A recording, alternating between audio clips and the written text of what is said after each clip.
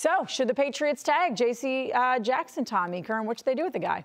I wrote about this today as well, and I don't think that they should. The reason being, not that he's not a very good corner who's been extremely productive, 8 picks, 9 picks in the last 2 seasons, 23 passes defense, led the NFL this past year. But there's 2 elements here. He's going to be paid as a top 5 corner. It's going to be $17 million a year. If they franchise him at $17 million, and if they give him a contract, it's going to be at least $17 million a year. They're not going to duck and dodge that price tag. To me, I don't think that he is a shutdown corner. He's an opportunistic corner, but he's not an eraser the same way that, say, Jalen Ramsey would be, or Stephon Gilmore was, or Darrelle Revis was. He's a very good and productive corner who gets a lot of his opportunities because other teams aren't afraid of him.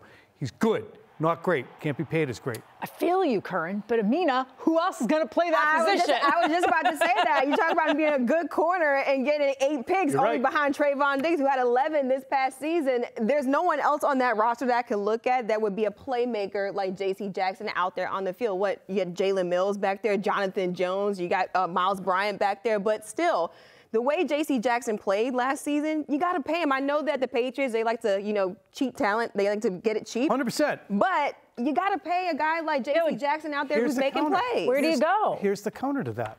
If you are saying that there's nobody out there who can play like J.C. Jackson, I'm sure they can find somebody who can allow 5 receptions on 6 targets to Stephon Diggs in the playoff game for 98 yards and a touchdown. He got lit up. I mean, that to me is what we're talking about. It never goes to 0 with a replacement. There's a production level above replacement that is given by someone like J.C. Jackson, but you don't go from that to 0. And there is a player acquisition period that is just upon us. Free agency, the draft. You're going to be able to find replication of him. My biggest thing the Patriots are going to say, and Bill Belichick is going to, what? I don't know. You're going to People at home cannot see Amina's skeptical face. Okay, how about not replication? You cannot replicate meaner. picks in the league. That does not happen. But the picks are one thing. But the picks is where you get paid. The picks are on the unfortunately, for the picks. Unfortunately, you do. Yeah. But you don't also get paid for having the team high 11 tackles missed this year and 10 tackles missed the year before, 18.5% all the tackles. Look, if you really parse the numbers, if you really look at how he performs against some of the best wide receivers that he faces, that he has to deal with, you start to say, look, I know he's good and I know he's been productive, but I don't think we're a good enough team where we're a corner away and we can spend $17 million on him and $10 million on Isaiah Wynn. They're in a crunch right now. He's a luxury item, not a necessity for this team. Do you see what I'm trying to say? I get what you're trying to say, and I do agree to a certain extent, because then I go back to, a conversation that me and Phil had last week, is this team going to be ready in 2022, or are they going to be ready in 2023? So if I'm looking at J.C. Jackson, you got to pay him $17 million, and you're not going to be ready in 2022, it doesn't make sense to pay him that kind of money if you're not going to be ready to go to the Super Bowl in that year. Now, if you go down to 2023 and he's on the table, then you get a cornerback like that, because even though you say he's not great, he's still good and he's a playmaker. You ask any defensive back in the league about J.C. Jackson. 100%. He's a playmaker. He's doing things on the field that you can't teach inside of the film room. He has a knack for the ball. Those are things that you get paid for. You're exactly right. But he does profit to a large extent by being underrated by the quarterbacks he faces. You look, and I put it in my story today, at all the throws that went to his side that he's picked. I have a reel of the 24 picks he's had. And there's so many of the picks you're like, what was the quarterback thinking? It's because they don't think he's as good as he is. But he is not a shutdown guy the way a Ramsey and those guys who are making the big money. And the last thing I'll say, Trent, the Patriots have full confidence that they'll find a J.C. Jackson the same way they found a Malcolm Butler, the same way they found a Jonathan Jones. They're good at it. And one of the ways they could possibly do that is the draft. It is that time of year. Phil Perry's put out his first mock draft. The Patriots take Chris Olave with the wideout from Ohio State in the first round. Second round, they go defensive tackle, take Travis Jones from UConn in the third and fourth rounds. They're going to take linebackers. It is not until the sixth round that they take a cornerback, so that doesn't necessarily fix that need. Let's bring in Phil Perry and Ted Johnson to discuss This, you guys both just heard Tommy Curran and Amina Smith. One says you have really no choice. You have to bring back J.C. Jackson. Curran says, I think you can get somebody else on the market. Ted, what do you think?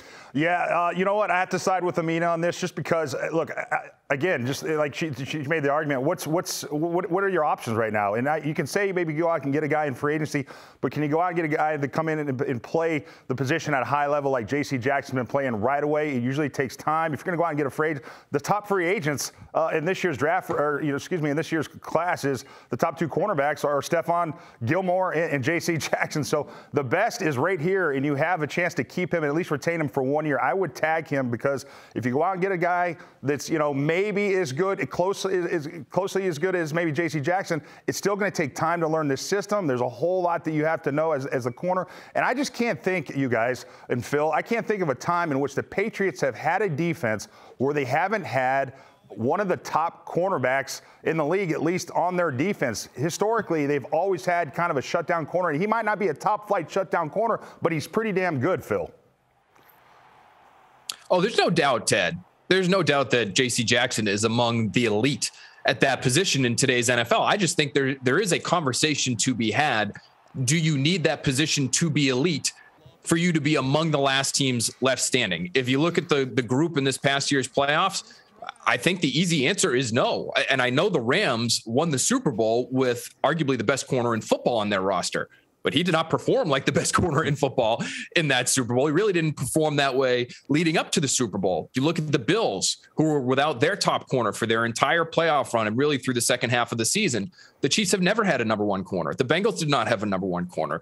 The Bucks, Tampa Bay Bucks, did not have a true number one shutdown corner. So the way the game is played today, I think it has just reduced the necessity to have that number one guy to be among the best of the best. It's what the Patriots have had for a long, long time. And so it's hard for us to envision them without one, but they've proven, other teams have proven around the league that you can get by without that true number one. Phil, I think the concern is not that the Patriots, to accomplish what they want to accomplish next year, necessarily need a number one corner. I think the bigger concern is having to pay J.C. Jackson that much money, whether it's $17.3 million with the franchise tag or having to then come to terms with him to a long-term extension where he's getting paid number one corner money when he's not actually a top corner in the league. Is there anywhere else? Is there another direction they can go? And if they don't re-sign J.C. Jackson, if they choose not to, where does that leave the defense?